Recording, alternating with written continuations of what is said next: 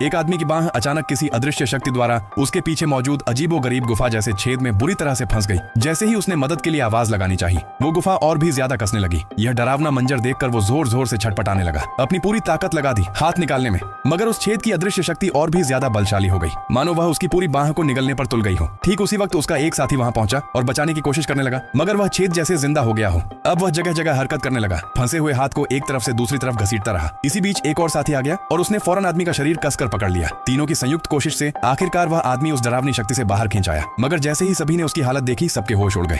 उस आदमी का दायां हाथ पूरी तरह से गायब हो चुका था और हैरानी की बात यह थी कि ना उसके जख्म से खून बह रहा था, ना ही उसे किसी तरह का कोई दर्द महसूस हो रहा था।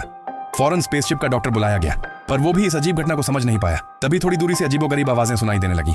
सब लोग आवाज की दिशा में दौड़े और जो उन्होंने देखा, उसे देख सभी की रूह कांप गई। वो गायब हुई बाह अब अपने आप जमीन पर रेंगती हुई उनकी तरफ बढ़ रही थी, वो भी इतनी तेज गति से जैसे कोई मशीन हो। डर के मारे उन्होंने तुरंत उस हाथ को एक मजबूत कांच के कंटेनर में कैद कर लिया, मगर कैद होते ही वह हाथ पागलों की तरह हिलने डुलने लगा और फिर उसने टेबल पर अपने आप कुछ लिख डाला। सबके रोंगटे खड़े हो गए। अब कोई कुछ सोच ही रहा था कि तभी मौत की परछाई चुपचाप उन पर मंडराने लगी।